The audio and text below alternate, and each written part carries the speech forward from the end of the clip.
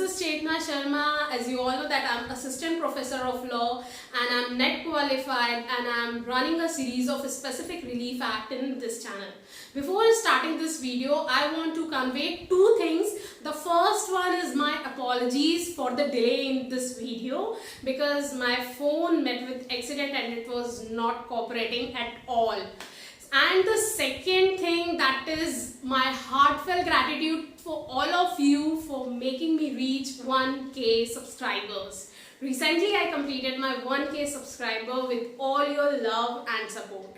So thank you very much for this. And still, if you are new to my video and you haven't subscribed me yet, please hit the subscribe button and also the bell icon so that you will get the notification of every new video. So today we are here with the discussion of section 15. Section 15 basically talks about the person who may obtain the specific performance of the contract. So section 15 consists of 9 clauses, that is from A to H. I know that in counting it consists of 8, but the recent amendment, Specific Relief Amendment Act 2018, instituted a new clause, that is clause FA. So for detail, let's discuss section 15. So section 15 to section 19 will be dealing with the persons for or against whom contracts may be specifically enforced. So let's start with section 15. Section 15 says who may obtain specific performance. So here, except as otherwise provided by this chapter. That means if something expressly mentioned under this chapter, then that will prevail. But if except as otherwise provided by this chapter, the specific performance of a contract may be obtained by. So now there will be list of persons who may obtain specific performance. Clause A says any party thereto. We know in contract there are two parties. It may be more, but in general there are two parties. So both the parties can obtain specific performance, either A or either B. Now moving towards the next, that is clause B. Clause B says the representative in interest or the principal of any party thereto. So for understanding this clause, we must understand what is that representative in interest. Representative in interest is a broader term. It includes the agent, the assignee, and even the legal representative. Alright, so any person is having interest in the property of any party, then he will be considered as representative in interest or the principal of any party thereto. Principal, we know with principal the agent works. So if agent made any contract, then we know that the agent is always backed by principal. So here it is clearly mentioning that if any contract made by agent, then his principal can also obtain the specific performance of that contract. Provided there are two conditions where the representative in interest or principal cannot obtain the specific performance of that contract. What are these conditions? The first condition is that where any learning skill or solvency or any personal quality of such party is a material ingredient in the contract. This is the first condition. Second condition, where the contract provides that his interest shall not be assigned. That means this is expressly mentioned in contract itself that this cannot be assigned. So in these two conditions, his representative in interest or his principal shall not be entitled to specific performance of the contract unless such party has already performed his part of the contract or the performance thereof by his representative in interest or his principal has been accepted by the other party. So we know minus minus becomes plus. So here after unless, the condition which is mentioned here In this condition, the representative in interest or principal can obtain the specific performance. What is this condition? Let's understand this with the help of example. So let's understand whole clause with the example. The representative in interest or the principal of any party thereto, either A's or either B's, representative of interest or principal, can get the specific performance. But there are two conditions that are given under provided. The first condition, where the personal skill is material ingredient. That means if A made a contract with B for painting, as I already mentioned in my previous videos also, that if any contract involves the personal skill, then it cannot be specifically enforced. Alright, so this is the clear situation that where A himself is not able to get the performance of that particular contract, how his representative of interest or principal will be able to get the performance. So this is clear. Now the next condition, where the contract provide that his interest shall not be assigned, his representative in interest or his principal shall not be entitled to specific performance of the contract. The second condition is about express provision. If it is expressly mentioned in the contract that the interest will not be assigned, then the representative of interest or the principal will not be able to get this specific performance. So this is condition where the representative in interest or the principal are not able to get this specific performance. But there is again another condition is provided, that is, unless such party has already performed his part of the contract.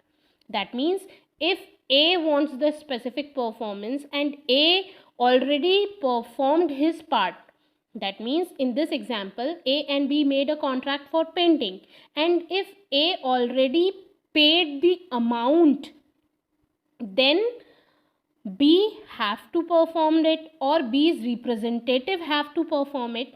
And at this situation, if the representative of interest or the principal of A accept that it's okay, I want painting, either it is made by B or by the representative of B, it doesn't matter for me, I want painting. If A's representative accept this condition, then the specific performance of such kind of contract can be specifically enforced. Alright, so now moving towards next condition, that is clause C.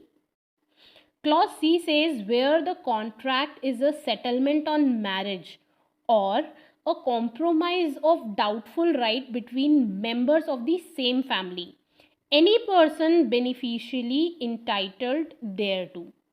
That means if in case of settlement on marriage, any person who is beneficially and entitled thereunder, he can obtain the specific performance of the contract, or where the contract is for the compromise of doubtful rights between the member of the same family, then if any person is beneficially entitled thereunder, he can obtain the specific performance of a contract.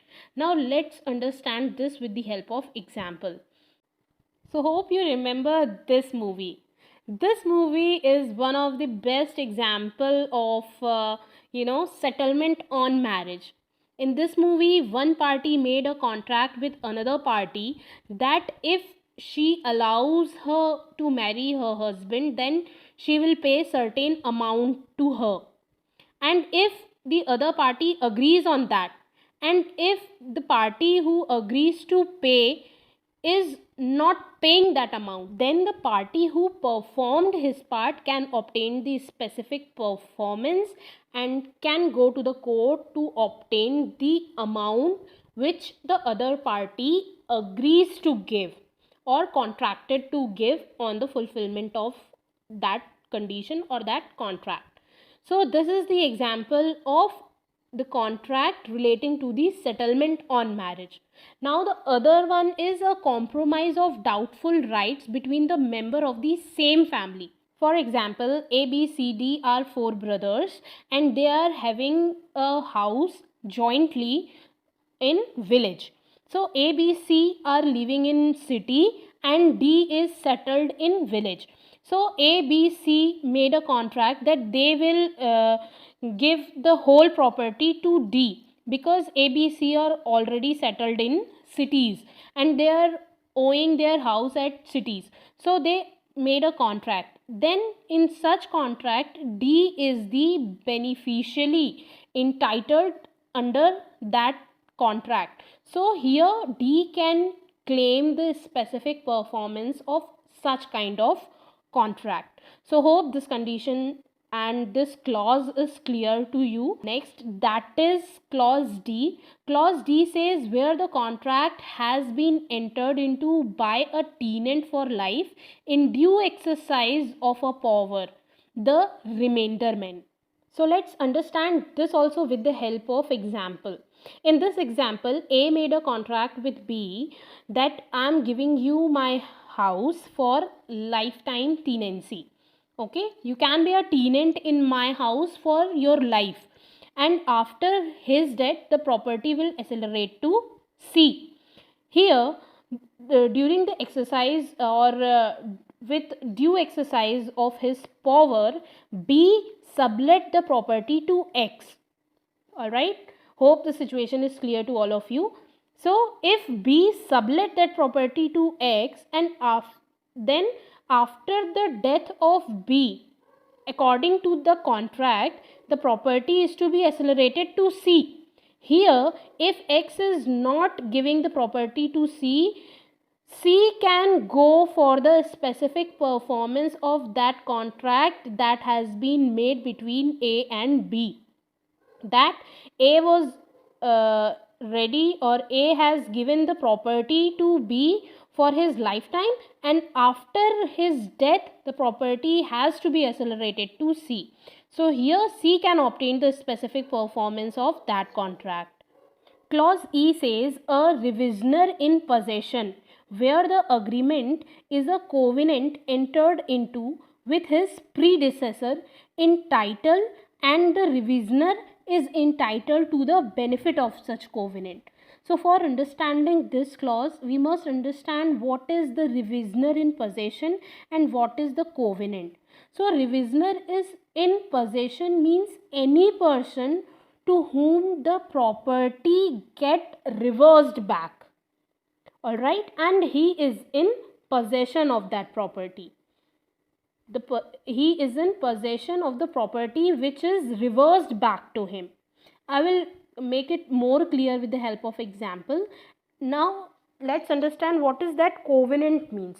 Covenant is a legal promise. So let's understand this also with the help of example. In this example, A is grandparent, B is his son and C is his grandson.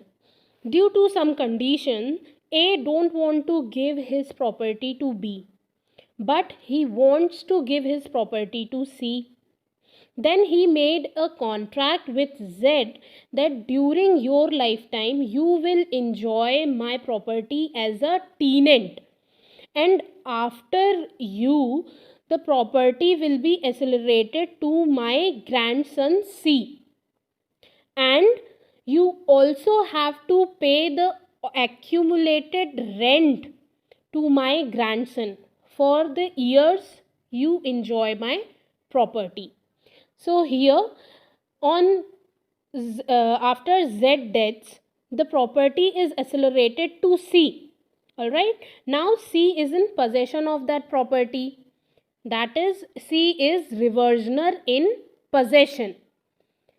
Here, if Z is not paying the rent of that accumulated rent of that property or that tenancy, then the revisioner in possession, that is C, can obtain the specific performance of such kind of contract and he can obtain the accumulated rent.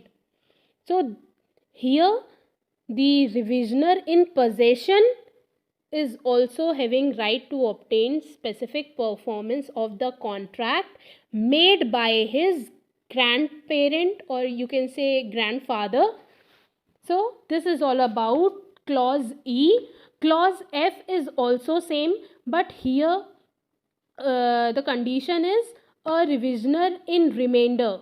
Same, this is C, where the agreement is such a covenant. Covenant is legal promise, and the revisioner is entitled to the benefit therefore, and will sustain material injury by the person of its breach.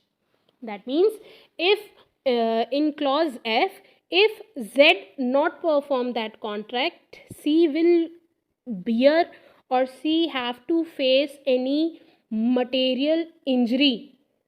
So this is all about clause E and clause F.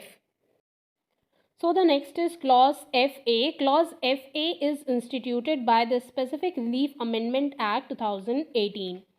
Alright, so this clause clearly says when a limited liability partnership has entered into a contract and subsequently becomes amalgamated with another limited liability partnership and new limited liability partnership which arise out of amalgamation. For example, A is one LLP, it gets amalgamated with another LLP, that is B, and formed a new LLP, that is C. So all the contract made by A LLP can be specifically performed by the C LLP. Why? Because it emerged due to amalgamation of A LLP and B LLP. Same thing is provided under clause G, that when a company has entered into a contract and subsequently becomes amalgamated with another company, the new company which arises of the amalgamation, that is, if a company made any contract and later on after making that contract it get amalgamated with another company, that is B, and formed a new company, that is C, then C company can obtain the specific performance of the contract made by the company A before amalgamation. Now moving towards the last one, that is clause H of section 15. Clause H says where the promoter of a company have before its incorporation entered into a contract for the purpose of the company, and such contract is warranted by the terms of the incorporation, then the company can obtain the specific performance of such contract. We all know that the promoters are the founder of any company. Okay, we know that before the formation or before the incorporation of company there are so many tasks and contracts took place, and if any promoter made any contract before the incorporation of any company and the contract is warranted by the terms of the incorporation, that means there are nothing inconsistent or in derogation with the conditions of incorporation of the company, then after the formation of company, that company can obtain the specific performance of the contracts that was entered by the promoters at the time of framing of that company. All right, so hope section 15 is clear to all of you. Just remember these 9 points and 9 persons who can obtain the specific performance, that is from A to H. So this is once again the important section, and the FA is the most important one because it is instituted by the Specific Relief Amendment Act 2018. So hope section 15 is clear to all of you. If you are still having any doubt, please do let me know by writing it on comment box. I will try my best to remove your doubts.